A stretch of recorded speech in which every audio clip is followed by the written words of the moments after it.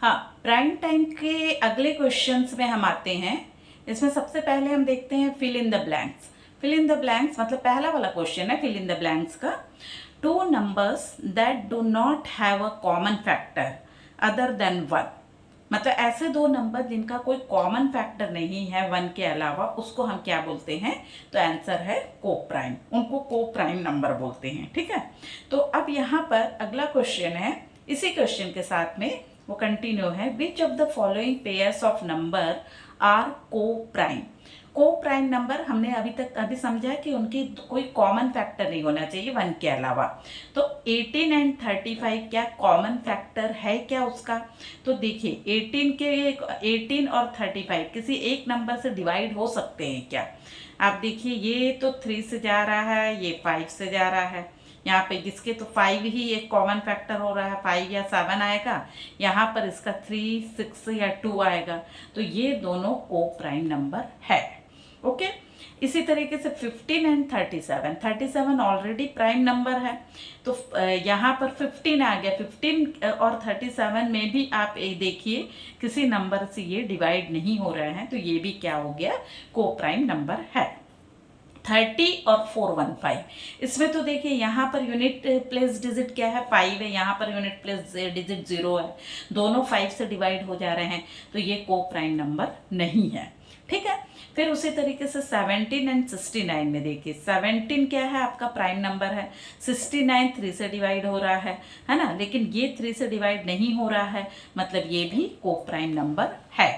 ठीक है, 81 एंड 18, 81 भी यहाँ पर देखिए 8 + 1 9, 1 + 8 9, दोनों 3 से डिवाइड हो रहे हैं, इसलिए ये दोनों भी को प्राइम नंबर नहीं है। तो को प्राइम नंबर होने के लिए क्या जरूरी है? कि दोनों के कोई कॉमन फैक्टर नहीं होना चाहिए। प्राइम नंबर हो ऐसा नहीं हो सकता। मतलब ये कई लोग ये सोचते हैं कि दोनों नंबर प्राइम नंबर होगा तभी वो को प्राइम है, ऐसा नहीं है।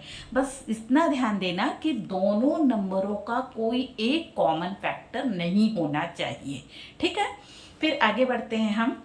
Twin prime. ट्विन प्राइम किसको बोलते हैं? Twin prime are pair of primes having a difference of 2। मतलब ऐसे दो प्राइम नंबर हमको देखना है जिनका डिफरेंस कितना हो? 2 हो। मतलब पहला प्राइम हमने लिया, पहला प्राइम नंबर 3 है, दूसरा 5 है। 3 और 5 के बीच का डिफरेंस कितना है? 2 है, तो ये ट्विन प्राइम कहलाएगा।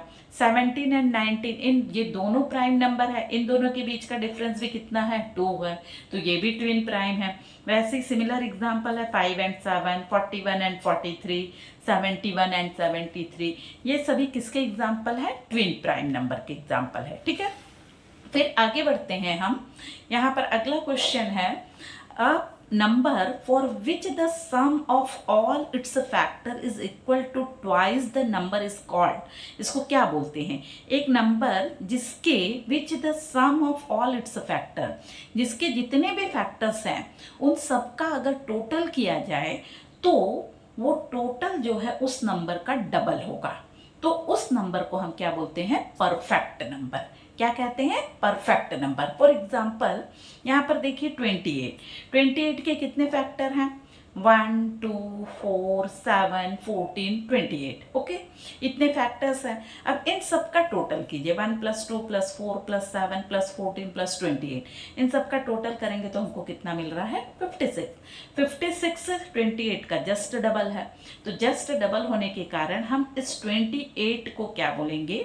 Perfect number. क्या बोलेंगे? A number for which the sum of all its factor is equal to twice the number is called a perfect number. तो 28 एक परफेक्ट नंबर है। ठीक है, तो आप इसी तरीके से और भी परफेक्ट नंबर ढूंढिए। अब यहाँ पर अगला पजल वाले क्वेश्चन आ रहे हैं। यहाँ पर पहला क्वेश्चन क्या है? हु एम आई? मैं कौन हूँ? I am a number less than 40. One of my factor is 7. The sum of my digit is 28. तो इस तरह के क्वेश्चन में हमको क्या करना है? यहाँ पे फैक्टर, मेरा एक फैक्टर 7 है, हम क्या करेंगे? उल्टा करेंगे। क्या है आपको पता है? अगर कोई नंबर किसी नंबर का फैक्टर है तो वो जो नंबर है उसका मल्टीपल होता है ना। तो यहाँ पर हम क्या करेंगे? 7 के मल्टीपल ढूंढेंगे। क्या क्या मल्टीपल होते हैं 7 के? 7 का पूरा टेबल लिखते चले जाइए।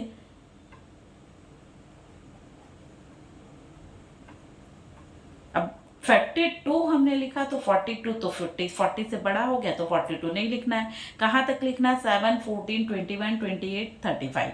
अब यहाँ पर दूसरा आपका शर्त क्या दिया हुआ है? सम ऑफ माई डिजिट इज 8।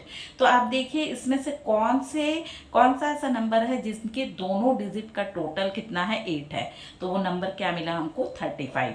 तो आंसर क्या हो जाएगा? 35। ठीक है। फिर इसी तरीके से अगला क्वेश्चन है, I am a number less than 100। Two of my factors are 3 and 5। One of my digit is one more than other. अब देखिए दो मेरे फैक्टर्स है 3 और 5। अब क्या कीजिए, सीधा 3 और 5 का एलसीएम ले लीजिए। 3 और 5 का एलसीएम ले लिया तो कितना आ जाएगा? 15 आ जाएगा।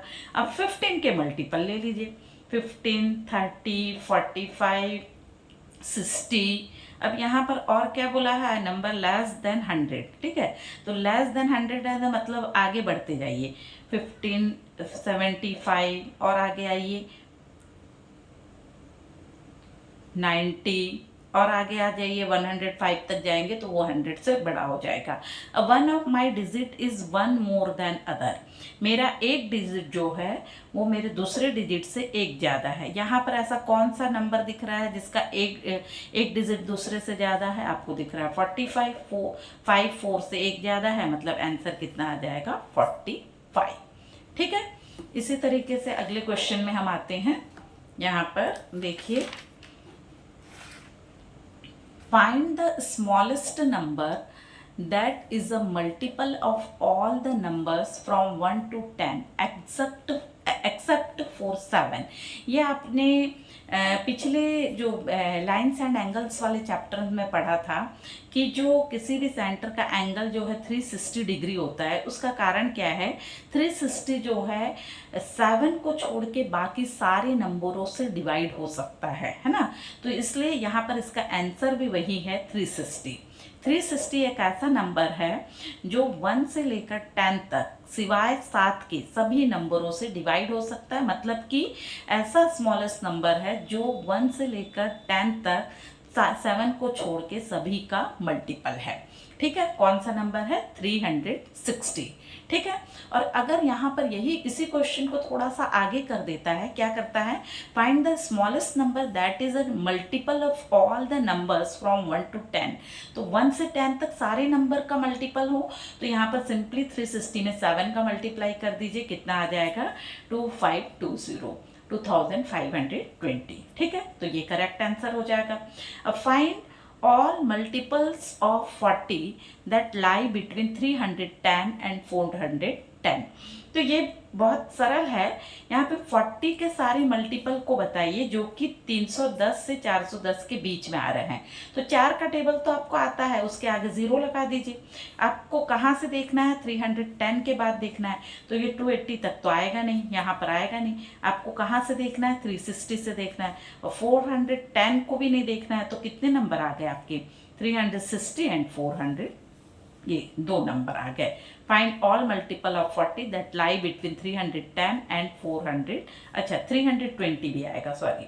यहाँ पे 320, 360 एंड 400, ये 3 नंबर आएंगे आपके जो कि 310 से 410 के बीच में हैं। ठीक है, तो ये आप बुक के देखिए, बहुत सारे अच्छे अच्छे क्वेश्चंस दिए हुए हैं। मैंने प्राइम टाइम के और 2 वीडियोस बना के डाले हुए हैं। इन वीडियो को भी आप बहुत ध्यान से देखिए और समझिए। Thank you.